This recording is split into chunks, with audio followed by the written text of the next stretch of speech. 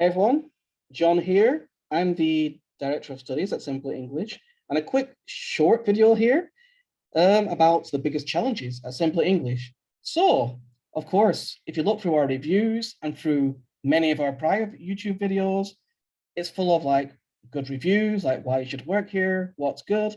So I thought it's time to actually mention what are some of the biggest challenges working at Simply English, because the position is not for everybody. So first, your first question might be, why tell you the negatives or the drawbacks of working for us?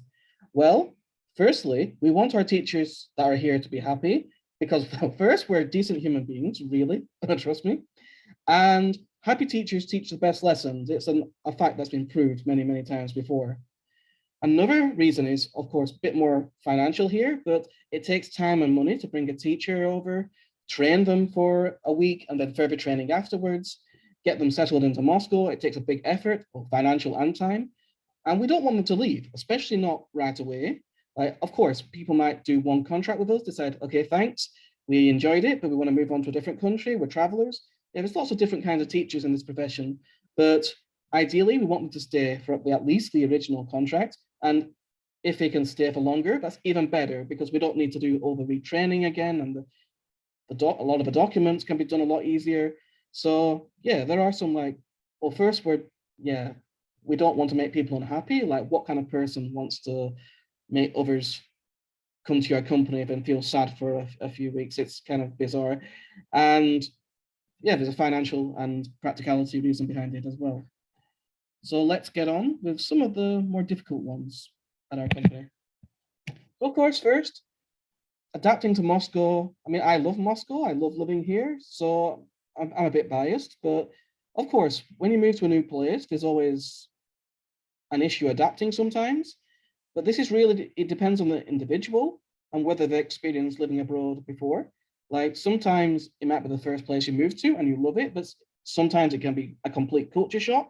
So you really need to do your research on finding out what Moscow's like talking to people who live there, reading blogs and reviews, and like, how would you feel leaving your family and friends behind? Of course, you go back to see them, but it's completely different than actually being there in person. So you really need to do your research and make a decision with a lot of preparation.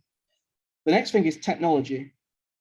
The more technologically adept you are, the better you are wherever you live. I mean, we have lots of digital nomads these days who can survive anywhere. They know how to transfer money from here to internationally. They can use all the applications to get them around the city, translation apps, all sorts. I mean, of course, younger people have an advantage here because they were brought up on technology, but I will not be ageist and say like older people are excluded from this because it comes down to the individual and their desire to learn and their past experiences. And finally, if you join the academic, like if you join October, November, December, later than the other teachers, and you're going through the induction while alone, of course, it's not as exciting as joining with a big group of other people who are super excited as well. So it can be harder to make friends with teachers, but we try to rectify this by having parties every 2 weeks. Well, not just parties. Usually we have parties at the office every 2 weeks, but sometimes it might be an excursion somewhere, or it might be bowling at a bowling alley. We try to make teachers fit in, but of course you can make your own effort, look on websites to meet with local people, like language exchange websites. You could do a lot of the foundation before you move. That's what I did. I made plenty of friends before I moved to Moscow by talking to them online, and it helped me settle in a lot more. And of course, I did my best to make friends with the teachers despite joining in November, which is kind of late during the academic year. So let's move on. The workload and schedule. If you've never taught ESL before, do not think it's an easy job. It's not. It requires a lot of work, and our 25-hour standard contract is a 40-hour working week. You need to plan hard for these lessons, especially at first, because if you're a new teacher with little experience, you'll need to plan extra to like make up for it. Of course, it gets easier and easier over time, and it becomes much more a part of your everyday life. But yeah, be prepared to work hard. And if you take it easy with this kind of lackadaisical mentality, you will struggle and you won't enjoy things. Another thing, be prepared to wake up early. most language centers, well, in Moscow and around the world, are actually like in the afternoon and evening usually, because of that they're like after school activities or after work activities. We, on the other hand, mainly work with schools who work on a school schedule, obviously. So classes might start at 8 or 9 o'clock in the morning, so be prepared to wake up early. But in compensation, you usually have your evenings free, which isn't the case if you're finishing at 10 o'clock at a language center, which is not unacceptable basically at these institutions. So yeah, we want people who can work in the morning. And if you can't, you might need to look somewhere else, to be honest. The final thing is organization and time management. It's not just like for our company or our profession. These skills will help you no matter where you go. So if you want a full teaching life and social life with enough time to rest and recuperate in between it, you need to be really organized, and you need to basically don't procrastinate. Procrastination is a killer no matter what you do. The most successful people learn how to separate their work and their fun. I'm sure you can do it, but it's something to be conscious about. Probably the biggest problem that teachers complain of is commuting. Commuting is a killer for us, unfortunately. Um, it can be up to 2 hours at the worst case scenario, but we do try our best to cut it to 1 hour. This is because we put simple English flats in locations which are closer to departure points to the schools. But it's not just commuting to the school. Like if you're working on a standard contract, you'll have to move from school to school and you'll have gaps in your schedule. I mean, again, it comes down to time management and your own personality, because in those free gaps, when I was teaching, I filled them up with like fun events, like going to the Pushkin Gallery, Tretyakov Gallery, and meeting with friends, going to food courts. So I was able to like separate my planning time, my social time, my cultural time, and then still make it to all these classes without really any problem, to be honest. But it's not the case for everybody. Some people just struggle organizing their time. So that's the key thing you need to work on. As mentioned, some of the commutes can be over an hour, and these tend to be like some of the most prestigious schools. But in many cases, they offer their own school buses, and if not, there's usually public transport that goes there. But yeah, be prepared for long commutes. The only thing I can say in defense is we pay quite well, a lot better than the language schools in Moscow. So commuting is reimbursed by your better salary, basically.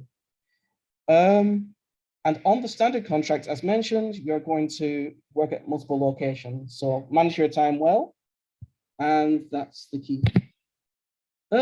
Teaching, well, yeah, as mentioned before, teaching is hard at first. Of course, you get used to it, just like any job, but don't come in with a really lackadaisical attitude and say, this will be easy, it's just my own language, blah, blah, blah, blah. No, seriously, it's a tough job. Working with young people requires certain skills that you need to develop. You can come in with few skills, but you need to learn fast and you need to work hard. And yeah, kids take your energy, really.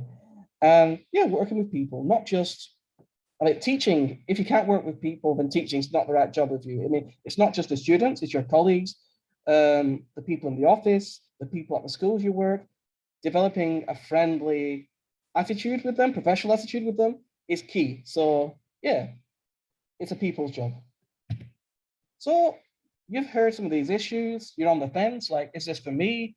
What can I do about this? If you really want the job, what can I do about this? So first thing, there are other language schools in Moscow. My advice is to check them all out and check out the reviews on like Glassdoor or Google, because you'll get a more honest opinion from them than somebody like me, probably speaking with a bit of a biased attitude, of course.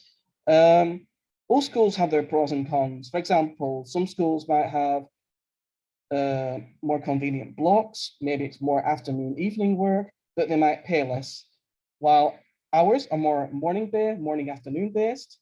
Some later in the afternoon. Commuting can be quite tough with us, but we're honest about it and we pay quite well. And then there's other places like specific business English schools, which might be good for people who want to work with adults, but very, very competitive. And maybe they want people who have connections with people who are already here. So there's a lot of things to consider, basically. The next thing is, if you do decide Simple English is the company you want to go forward with and the school that you want to work with, then prepare yourself. Like everything I've mentioned, think of ways of mitigating this, put yourself in the right state of mind, accept that it'll be a challenging job, but but also remember there's positive aspects too, like the free evenings, the free weekends, the good pay, the good social life we offer. So yeah, it goes back to the first point really. Do your research about the different schools in Moscow and about Moscow itself. And another point to mention, if you do complete a contract with us, you'll probably get some experience at schools, kindergartens, private clients, and you'll get an idea of what you're good at, what you need to improve, what you like, what you don't like. Of course, you have a conversation with us at the end of the contract and say, okay, I've proven myself, I've done this, even though maybe this wasn't my thing. Next year, would it be possible to try to move into this and this and this? If these positions are available. And of course, we'll negotiate and try our best to meet what you want, and while doing it within the business environment, of course. So yes, that's basically the video about some challenges.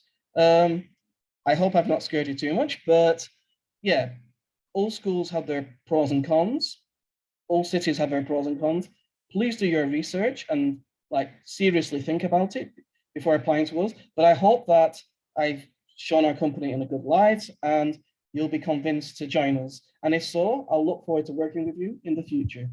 So thank you and goodbye.